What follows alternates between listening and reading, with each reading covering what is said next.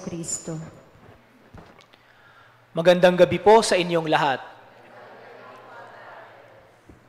Ang ating Panginoong Hesus ay mayroong 12 alagad na kanyang kasama araw-araw, oras-oras upang hindi lamang tulungan siya sa kanyang ginagawa, kundi para maging mga kabalikat din niya sa kanyang pagpapalaganap ng salita ng Diyos.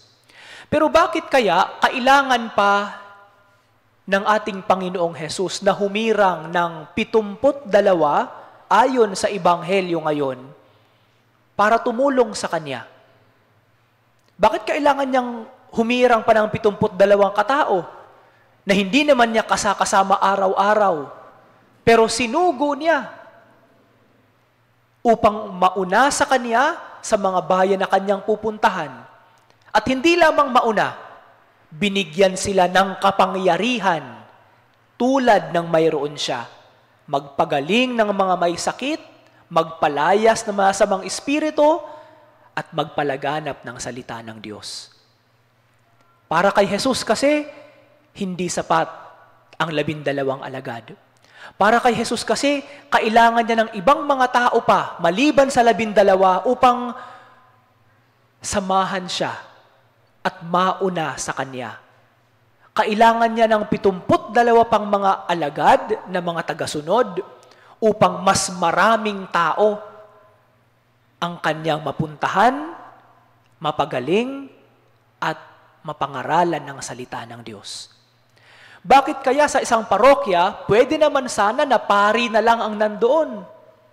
Pwede naman sana na yung pari, siya ang magmimisa, pwede naman siya ang pumunta sa mga pamayanan na iba, mangaral ng salita ng Diyos. Pero bakit sa mga parokya, lalong-lalo na sa loob ng misa, mayroong nagbabasa, lektor, may commentator tayo, may mga sakristan tayo na nagsiserve, may mga lay minister tayo na tumutulong magpakomunyon, may choir tayo na nagbibigay ng solemne sa ating banal na misa. Nagkakaroon ng participation ang bawat miyembro ng pamayanan at ng parokya.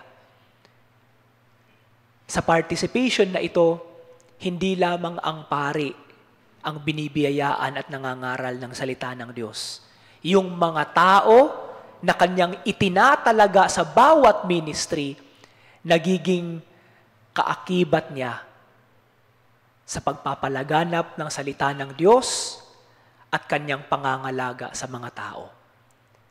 Para sa isang parokya, hindi kakayanin ng pari na gawin ang lahat ng gawain sa parokya. Napakabigat. Kahit nga si Jesus, Diyos na siya, pero mabigat para sa Kanya na mapuntahan lahat ng mga bayan na nais niyang puntahan.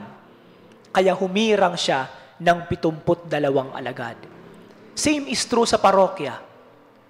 Bawat miyembro ng parokya, humihirang ang pari, nag-a-appoint ang pari ng mga tao na pwede niyang maging kasama sa ministry sa parokya.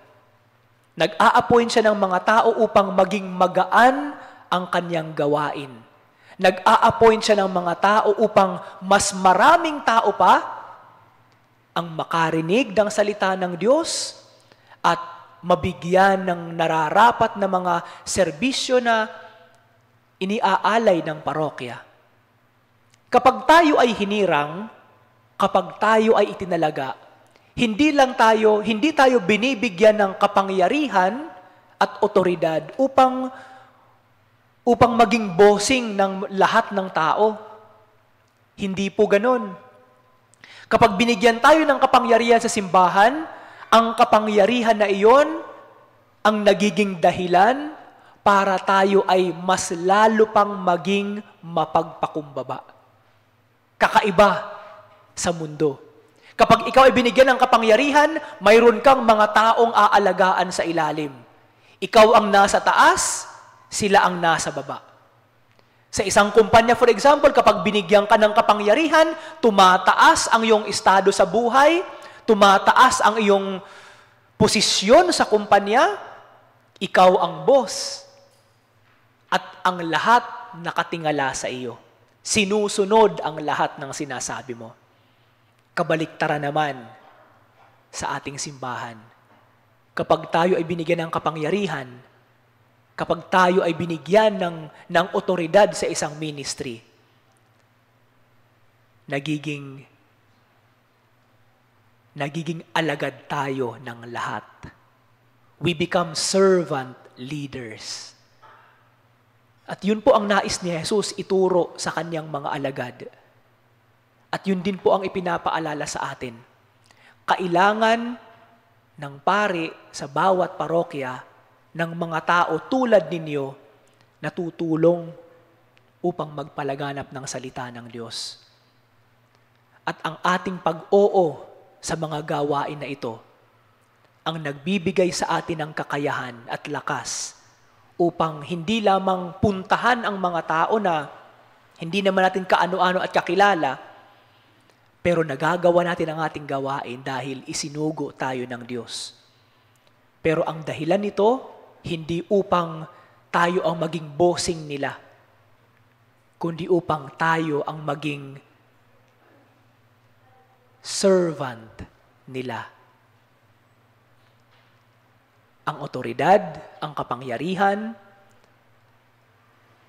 ang sana magpapaalala sa atin lagi kung papaano si Jesus naging mapagpakumbaba sa harap ng mga tao kahit siya ay kinukutya, kahit ayaw ng mga Pariseyo sa kanya. Yun din po para sa atin.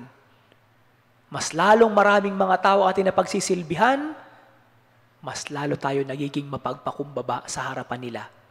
Ang dahilan nito, dahil hindi tayo karapat-dapat, pero binigyan tayo ng pribilehiyo upang mapagsilbihan ang ating kapwa-tao para kay Jesus.